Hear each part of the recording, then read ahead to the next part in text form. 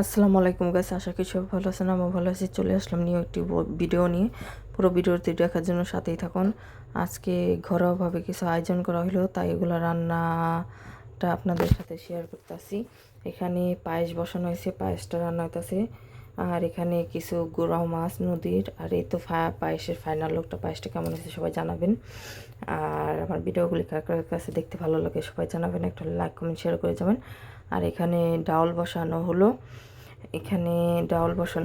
এখানে কিছু ডাউলটা হইতেছে, ডাউল বলো সে গেছে। আর এখানে মাংস ভেজানো হয়েছে, করলা ভাজি, ধনিয়া পাতা, আলু, পেঁয়াজ এগুলো সব কাটাকাটি করা হবে। চিংড়ি মাছটা ভোনা হবে।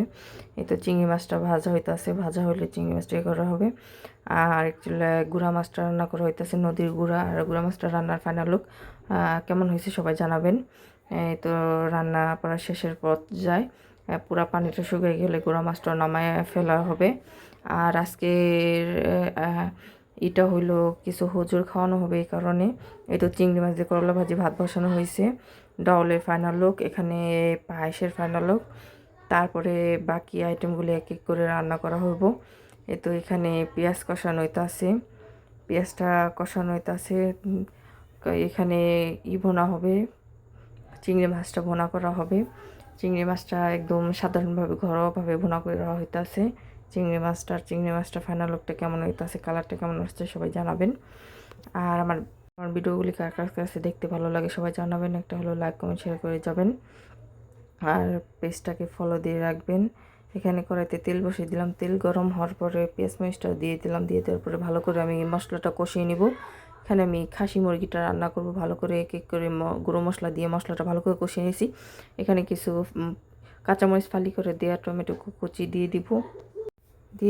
দিয়ে ভালো করে নেড়ে চেড়ে বেশ কিছুক্ষণ ধরে কষিয়ে নেব।